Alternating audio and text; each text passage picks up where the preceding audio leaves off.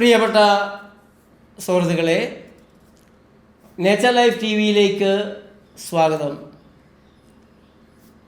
ഇന്ന് ഞാൻ ഈ ആർട്ടിഫിഷ്യൽ ഇൻ്റലിജൻസിന് ജെമിനിയോട് ഒരു ചോദ്യം ചോദിച്ചു. ചോദ്യം വേറൊന്നുമല്ല, ഞാൻ സ്ഥിരമായിട്ട് കാർ ഓടിക്കുന്ന തിരുവനന്തപുരം, കണ്ണൂർ, കോഴിക്കോട്, വയനാട് ഇങ്ങനെയെല്ലാം നടക്കുന്ന ഒരാളാണ്. അപ്പോൾ പലപ്പോഴും ഈ കാറിലെ ഒരപകടം എനിക്കറിയാം. ഞാൻ ഒരിക്കൽ അത് പറഞ്ഞിട്ടുള്ളതാണ്. നമ്മൾ എവിടെയെങ്കിലും വെയിലത്ത് കൊണ്ടുപോയി കാറ് പാർക്ക് ചെയ്യുന്നു. പുറത്തെ അന്തരീക്ഷം 30-35 ഡിഗ്രി സെൻറ്റിഗ്രേഡ് ആയിരിക്കും. ഒരു മണിക്കൂർ കഴിഞ്ഞ് നമ്മൾ തിരിച്ചു വരുന്നു, കാറിൽ കയറുന്നു. ആ കാറിൻ്റെ ഉള്ളിലുള്ള അവസ്ഥ എന്തായിരിക്കും? അവസ്ഥ എന്ന് പറഞ്ഞാൽ അതിനുള്ളിലുള്ള വായുവിൻ്റെ ഗുണനിലവാരം എന്തായിരിക്കും? വർഷങ്ങൾക്ക് മുമ്പ് ഞാൻ ടൊയോട്ടയ്ക്കൊരു മെയിൽ അയച്ചു, ഒരു മറുപടിയില്ല. പിന്നെ അയച്ചിട്ടില്ല, വേണമെങ്കിൽ നിങ്ങൾക്കുമൊക്കെ ഒന്ന് അയച്ചു നോക്കാം. അവർ നിശബ്ദത പാലിക്കുകയാണ്. കാരണമുണ്ട്. ഞാൻ ജെമിനിയോട് ചോദിച്ചു, 35 ഡിഗ്രി സെൻറ്റിഗ്രേഡുള്ള വെയിലത്ത് ഞാൻ എൻ്റെ പുതിയ ടൊയോട്ട ഹൈക്രോസ് കാറ് പാർക്ക് ചെയ്യുന്നു. ഒരു മണിക്കൂർ കഴിഞ്ഞ് ഞാൻ വന്ന് കയറുന്നു. എന്തായിരിക്കും ഈ കാറിലെ അവസ്ഥ?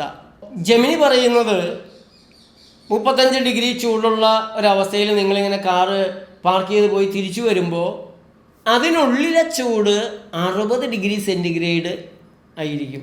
ഈ ചൂട് ഈ കാറിൻ്റെ ഉള്ളിലുള്ള പ്ലാസ്റ്റിക്കുകൾ, ഗ്ലൂ ഉണ്ട്, അതൊക്കെ ഒട്ടിക്കാൻ ഉപയോഗിച്ചിട്ടുള്ള പലതൊക്കെ ഒട്ടിക്കാൻ ഉപയോഗിച്ചിട്ടുള്ള വളരെ മാരകമായ പശകളാണ്. പിന്നെ സിന്തറ്റിക് ഫാബ്രിക്സ് ഉണ്ട്. സീറ്റ് കവറ് തുടങ്ങിയിട്ട് സ്റ്റിയറിംഗ് കവറ് പല ഭാഗത്തായിട്ട് സിന്തറ്റിക് ഫാബ്രിക്സ് ഉണ്ട്. പിന്നെ തറയിലിട്ടിട്ടുള്ള ചവിട്ടികളുണ്ട്. അങ്ങനെ നിരവധി സാധനങ്ങൾ ഈ ചൂടിൽ ചില വാതകങ്ങൾ ഇങ്ങനെ പുറത്തേക്ക് വിടും. അവ വിഷവാതകങ്ങളാണ്. വാഹനം ഓടിക്കാതിരിക്കാൻ നമുക്ക് പറ്റില്ല.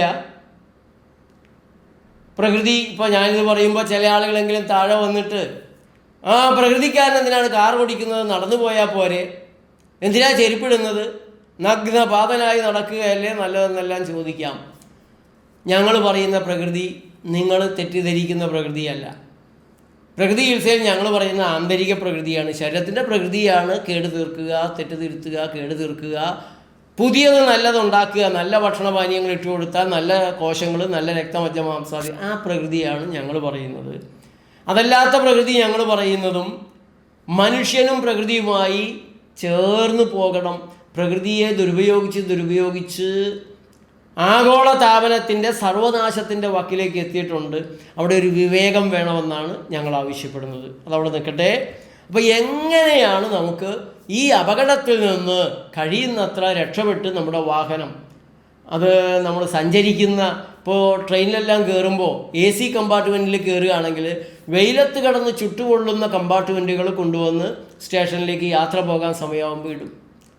ഇതിന് അപ്പുറത്തും ഇപ്പുറത്തും 2 വാതിൽ മാത്രമാണ് ഈ നീണ്ട കമ്പാർട്ട്മെൻറ്റിന് വായു കടക്കാനും ഒക്കെ ആയിട്ടുള്ളത്. അത് ഓട്ടോമാറ്റിക്കായിട്ട് അടയുന്നതായതുകൊണ്ട് ഈ AC കമ്പാർട്ട്മെൻറ്റിനുള്ളിലുള്ള പ്ലാസ്റ്റിസൈസേഴ്സ്, അതുപോലെ തന്നെ സിന്തറ്റിക് ഫാബ്രിക്സ് എല്ലാം ഇങ്ങനെ അതിൻ്റെ ഗ്ലൂവും എല്ലാം കൂടെ വമിപ്പിക്കുന്ന വിഷവാതകങ്ങൾ അതിനുള്ളിൽ നിന്ന് പുറത്ത് പോകത്തില്ല, തണുത്ത് കിട്ടും കുറച്ച് കഴിയുമ്പോൾ. അപ്പോൾ ഇങ്ങനെയുള്ള കമ്പാർട്ട്മെൻറ്റുകളിൽ കയറിയിരിക്കുന്നവർ, അടച്ചിട്ട ബസ്സുകളിൽ കിടക്കുന്നവർ എല്ലാം ജാഗ്രത പാലിക്കണം. എന്തെല്ലാമാണ് നമുക്ക് ചെയ്യാൻ സാധിക്കുക? ഒന്ന്, എയർ ഔട്ട് മെത്തേഡ്. ഞാൻ പലപ്പോഴും കാറിൽ കയറുന്നതിന് മുമ്പ് എല്ലാ ഡോറുകളും ഒന്ന് തുറന്നിടും, ഡിക്കി സഹിതം തുറന്നു വയ്ക്കും. എന്നിട്ട് അല്പം നേരം നിന്നിട്ട് തിരിച്ച് ഓരോന്നായിട്ട് അടച്ച് തിരിച്ചു വരും. ചില്ലുകളെല്ലാം താഴ്ത്തിയിട്ട് കുറച്ച് നേരം ഓടിക്കും. ഉയർത്തിയിട്ട് AC വർക്ക് ചെയ്യാൻ തുടങ്ങിക്കഴിഞ്ഞാൽ ഒന്നുകൂടെ ചില്ലുകൾ താഴ്ത്തി അല്പം കൂടെ അങ്ങനെ എയർ ഔട്ട് ചെയ്താണ് ഞാൻ സാധാരണയായി വാഹനം ഉപയോഗിക്കുന്നത്. അതുതന്നെയാണ് ജെമിനിയും സജസ്റ്റ് ചെയ്യുന്നതിൽ ആദ്യത്തേതൊന്ന്. അപ്പോൾ 60 സെക്കൻഡെങ്കിലും ഡോറുകളെല്ലാം തുറന്നിടുക. വാഹനം ഓടിക്കാൻ തുടങ്ങുമ്പോൾ ഒരു 2-3 മിനിറ്റെങ്കിലും ജനൽ ചില്ലുകളെല്ലാം താഴ്ത്തി ഓടിക്കുക. ഹൈ ക്വാളിറ്റിയുള്ള റിഫ്ലക്റ്റീവ് സൺഷെയ്ഡ്സ് അത് വിൻഡോ ഗ്ലാസ്സുകളെല്ലാം പിടിപ്പിക്കാൻ സാധിച്ചാൽ ഡാഷ്ബോർഡിലെ ചൂട് ഒരു 20% കുറയുമെന്നാണ് ജെമിനി പറയുന്നത്. അപ്പം അങ്ങനെയുള്ള സൺഷെയ്ഡുകൾ ഉപയോഗിക്കുക. അതേപോലെ റിമോട്ട് കൂളിംഗ് സാധിക്കുമെങ്കിൽ റിമോട്ട് 5 മിനിറ്റ് മുമ്പ് കൂൾ ചെയ്തിടുക എന്നും അവർ പറയുന്നുണ്ട്. കഴിയുന്നത്ര തണലിൽ പാർക്ക് ചെയ്ത്, അതുപോലെ സുരക്ഷിതത്വത്തിൻ്റെ വലിയ പ്രയാസങ്ങളില്ലാത്തിടത്ത് വിൻഡോ ഗ്ലാസ് ചേർക്കാതെ ഒരൽപ്പം താഴ്ത്തി വെച്ച്, പല കാർ കമ്പനികളും സെക്യൂരിറ്റി കാരണങ്ങൾ കൊണ്ട് അതിനെ പ്രോത്സാഹിപ്പിക്കുന്നില്ല. പക്ഷേ നിങ്ങൾക്ക് വളരെ സുരക്ഷിതമായ സ്ഥലങ്ങളിൽ അങ്ങനെ ചെയ്യാം. അതുകൂടാതെ പോയിസണസ് ഗ്യാസുകൾ വലിച്ചെടുക്കുന്നതിന് നിങ്ങൾക്കറിയാമല്ലോ, ചാർക്കോളിനൊരു പ്രത്യേക കഴിവുണ്ട്. ഇപ്പോൾ ചാർക്കോൾ എന്ന് പറഞ്ഞാൽ ചിരട്ട കത്തി വരുമ്പോൾ വെള്ളമൊഴിച്ച് തിളപ്പിച്ച് കെടുത്തി ആ കരി നിങ്ങളുടെ വണ്ടിയിൽ പല ഭാഗത്തായിട്ട് സൂക്ഷിച്ചു വയ്ക്കുന്നത് വളരെ നല്ലൊരു കാര്യമാണ്. ഞാൻ എൻ്റെ ആദ്യത്തെ കാറ് ഒരു മാരുതി ഒമിനി ആയിരുന്നു. അത് 2000-ലാണ്.